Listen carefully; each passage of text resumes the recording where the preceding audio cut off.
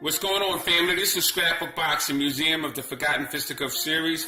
Right now I want to get into grudge match heavyweights.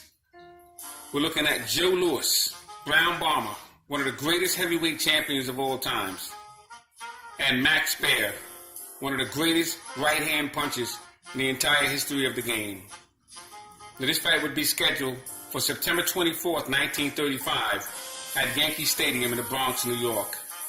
It would go 4 rounds, but it would be a fascinating fight. An up-and-coming Joe Louis would be tested in the very first round. But in the last 3 rounds, Max Baer would be reminded of who Joe Louis would become.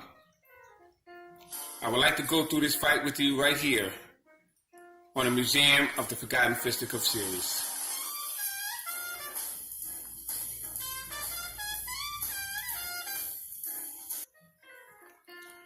Joe Louis, Brown Bomber, would be born May 13, 1914 in Lafayette, Alabama. He would die April 12, 1981 in Las Vegas, Nevada. He stood 6 foot 1 inch and 3/4 pounds, and he weighed 188 to 218 pounds. Now, he was managed by John Roxborough and Julian Black. He was trained by the great Jack Blackburn and Manny Seaman. Joe Louis was the best combination puncher in the heavyweight division. The entire history would vouch for that. Joe Louis scored 43 knockdowns in 22 professional fights. He was a young up-and-coming heavyweight that had a phenomenal amateur career. And newspaper after newspaper, everyone was waiting for the new phenomenon to come into their town. Now, Louis' career expanded from 1932 to 1951. He had 12 fights in 1934 and 23 fights in 1935 alone. Fascinating. September 24th, he would be scheduled to fight Max Baer, former heavyweight champion of the world. Max Baer would lose his heavyweight championship to the Cinderella Man, James J. Braddock.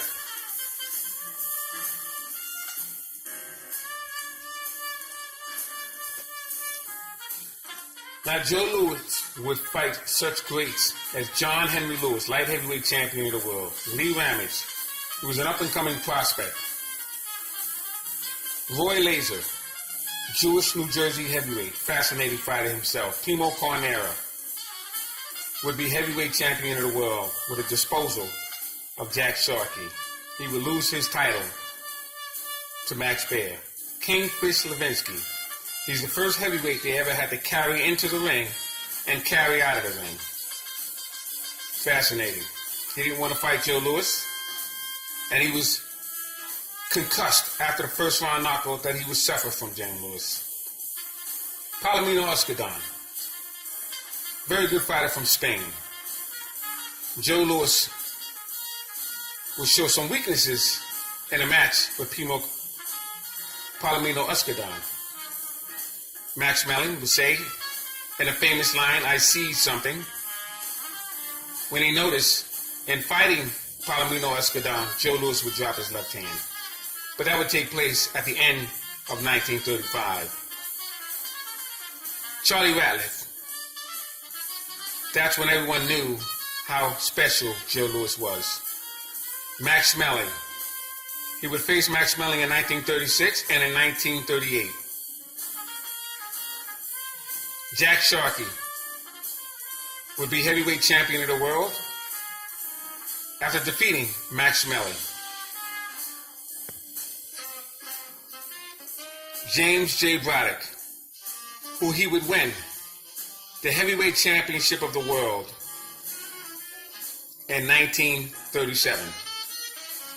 And of course, Max Baer, who he would face in 1935. But Joe Louis was often criticized for not fighting African-American fighters. But he gave tremendous exhibition bouts to fighters such as Curtis Shepard, Cecil Harris, Elmer Violet Ray, Roscoe Tallis, Al Hoosman, Nino Valdez, Jimmy Bivens, Leo One Punch Johnson, Bob Foxwood, Tiger Jack Fox, Al Big Boy Brown, just to name a few. Sid Peaks was a muscle-bound heavyweight who could punch harder than any heavyweight at that particular time. He would be in there with all of them multiple times in exhibition bouts.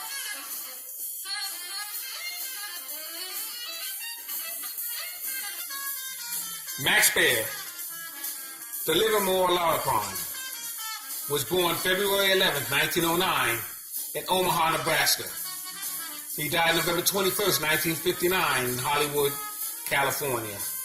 He stood 6'2.5" and weighed 192 to 226 pounds. He was managed by Ansel Hoffman, and he was trained by Mike Cantwell. Now, Max Baer was always known as the heaviest and hardest right-hand puncher in the history of the game. Max carried a span from 1929 to 1941. He became heavyweight champion by knocking out Primo Carnera on June 14, 1934. Both men were down a total of 11 times. Baer would lose his heavyweight championship to James J. Braddock, June 13, 1935. Now, Max Baer would be in there with some greats, such as Tommy Locker, light heavyweight champion of the world, Paulino Escudante, very good Spanish-American heavyweight, Max Schmeling. He would have a wonderful war with Max Schmeling, and he would knock him out with a vicious right hand. Jack Dempsey, Joe Louis, who would be knocked out by Joe Louis in the 4th round. Primo Carnera, fascinating career of Max Baer.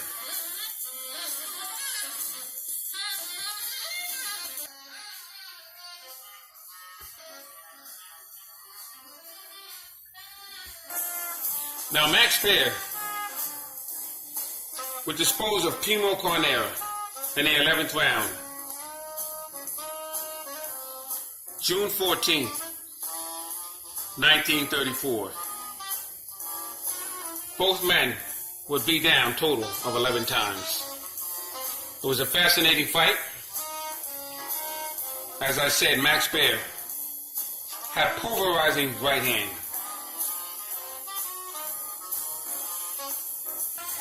Max Baer was a ladies' man and never took his training serious. And on June 13th, 1935, he would run into the Cinderella Man, and he would lose a 15-round decision and lose his heavyweight championship of the world. So on September 24th, in the Bronx, New York, Yankee Stadium, he would get a shot at the young phenomenon, Joe Louis.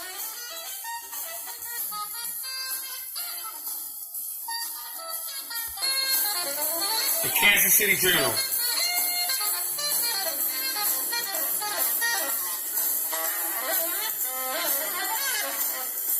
Tuesday, September 24th, 1935. There would be the 2-1 favorite on behalf of Joe Louis to stop the former heavyweight champion of the world, Max Baer. And here you have the tail of the tape. Baer was 6'2.5". Louis, 6'1.5". Baer was 26 years of age. Louis was 21. Baer was 210.5 in weight. Louis, 199.25 in weight. Max Baer had a reach advantage of 80 inches, and Joe Louis had a reach advantage of 76 inches.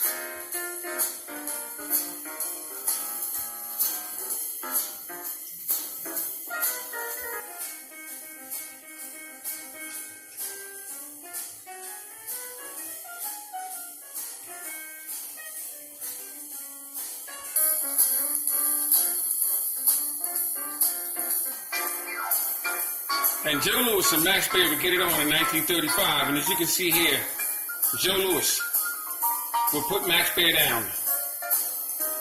And boy, he threw a triple left hook combination on Max Baer to get him down in the fourth round. And Max Baer was not taking Joe Louis seriously. He did train, but he never knew that Joe Louis was as good as he was. And then when that fight was over with, he admitted, "This is the best fight I have ever fought." And this young lad would go far, says Max Baer. Now, Joe Louis would later on face his younger brother, Buddy Baer. And I did a bio on that particular fight. Type in Joe Louis and Max Baer, Buddy Baer. Or just type in Buddy Baer and you'll see a promo on that fight. And he would take care of the Baer brothers like a champion should. Joe Louis was a phenomenon. Salute to Joe Louis, salute to Max Baer. This is volume 1 of the heavyweight grudge matches. Thanks for hanging in there with me. This is Scrapbook Boxing, Museum of the Forgotten Fisticuff series. All great fighters and great fights will never be forgotten on my channel.